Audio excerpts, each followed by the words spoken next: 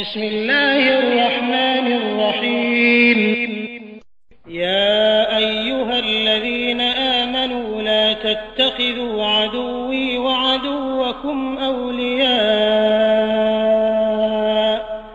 تلقون إليهم بالمودة وقد كفروا بما جاءكم من الحق يخرجون الرسول وإياكم أن تؤمنوا بالله ربكم إن كنتم خرجتم جهادا في سبيلي وابتغاء مرضاتي تسرون إليهم بالمودة وأنا أعلم بما أخفيتم وما أعلنتم ومن يفعله منكم فقد ضل سواء السبيل إن يثقفوكم يكونوا لكم أعداء ويبسطوا إليكم أيديهم وألسنتهم بالسوء وودوا لو تكفرون لن تنفعكم أرحامكم ولا أولادكم يوم القيامة يفصل بينكم والله بما تعملون بصير قد كانت لكم أسوة حسنة في إبراهيم والذين معه إذ قالوا لقومهم إنا براء منكم ومما تعبدون من دون الله كفرنا بكم وبدا بيننا وبينكم العداوة والبغضاء أبدا حتى تؤمنوا بالله وحده إلا قول إبراهيم لأبيه لأستغفرن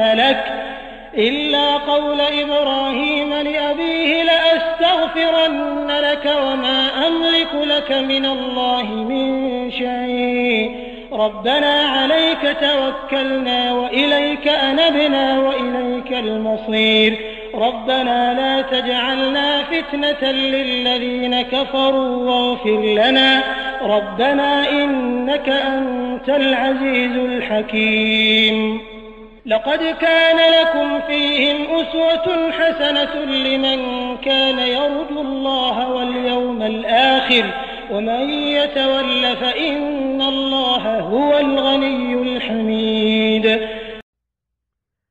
आरंभ अल्लाहच्या नावाने जो मोठा मेहरबान अतिशय दया करणारा आहे.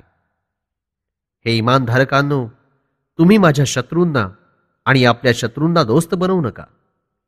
तुम्ही हितसंबंध कायम राखण्याकरता त्यांच्याकडे बातम्या पोचवता. वास्तविक या लोकांनी त्या सत्याचा इन्कार केलेला आहे जे तुमच्याजवळ येऊन पोहोचलं आहे. आणि त्यांनी पैगंबर सल्लल्लाहु अलैहि वसल्लम यांना आणि तुम्हालाही अशासाठी देशाबाहेर काढलं की तुम्ही आपल्या एकमेव पालनकर्त्या अल्लाहवर, जो समस्त विश्वांचा पालनहार आहे, ईमान राखता. जर तुम्ही माझ्या मार्गात देशत्याग करून जिहाद करण्यासाठी निघून आलेले असाल, तसंच माझी प्रसन्नता प्राप्त करणं हाच तुमचा हेतू असेल, तर मग तुम्ही त्यांच्याशी गुप्तपणे मैत्री का दाखवता? तुम्ही कोणतीही गोष्ट लपवून करा किंवा उघडपणे, मी तर सर्व काही जाणतो. यानंतरही जर तुमच्यापैकी एखाद्यानं असं काम केलं तर समजा की तो पथभ्रष्ट झाला. या इन्कारी लोकांचा तुमच्यावर जोर चालल्यास आपल्या दुश्मनीचे इरादे पूर्ण करण्यात ते कोणतीही कसर बाकी ठेवणार नाहीत आणि तुमच्यावर ते हात टाकतील. तुमची निंदा नालस्ती करण्यात त्यांच्या जिभा चालत राहतात आणि त्यांची मनापासून इच्छा आहे की तुम्हीही इन्कारी व्हावं. कयामतीच्या दिवशी जेव्हा तुमच्या दरम्यान फैसला फरमावला जाईल, तेव्हा तुमचे नातेसंबंध आणि संतान वगैरे काहीच उपयोगी पडणार नाहीत. आणि तुम्ही जे देखील कर्म करता, अल्लाह ते पाहत आहे. तुमच्यासाठी इब्राहिम आणि त्यांच्या साथीदारांच्या पद्धतीत, आचरणशैलीत देखील उत्कृष्ट नमुना आहे. जेव्हा त्यांनी आपल्या जमातीच्या लोकांना स्पष्टपणे सांगितलं की मी तुमच्यापासून आणि ज्यांची तुम्ही अल्लाहशिवाय भक्ती उपासना करता त्या सर्वांपासून वेगळं होऊन मुक्त असल्याची घोषणा करतो. मी तुम्ही सांगितलेल्या गोष्टींचा इन्कार केलेला आहे. जोपर्यंत तुम्ही एका अल्लाहवर ईमान राखणार नाही तोपर्यंत माझ्या आणि तुमच्या दरम्यान तिरस्कार नेहमी जारी राहील. परंतु इब्राहिम यांनी आपल्या पित्याला एक वचन दिलं होतं की मी तुमच्यासाठी अल्लाहजवळ माफीची दुआ करेन, परंतु अल्लाहसमोर तुम्हाला वाचवण्याचा मला अधिकार नाही.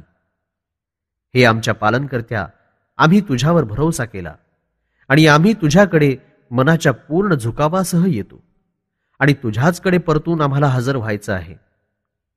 हे आमच्या पालनहार, आम्हाला उपद्रवी लोकांच्या उपद्रवापासून वाचव आणि हे आमच्या पालनकर्त्या, आम्हाला माफ कर.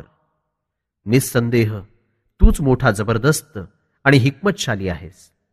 हे इमानधारकांनो, खरोखर तुमच्यासाठी यांच्यात एक उत्तम सदाचाराचा आदर्श आहे, त्या प्रत्येक मनुष्याकरता जो अल्लाहच्या भेटीची आणि आखिरतच्या दिवसाची आशा राखत असेल आणि जो या मार्गाकडून फिरला तर अल्लाहला त्याची काहीच पर्वा नाही. तो सर्व गुण संपन्न आहे.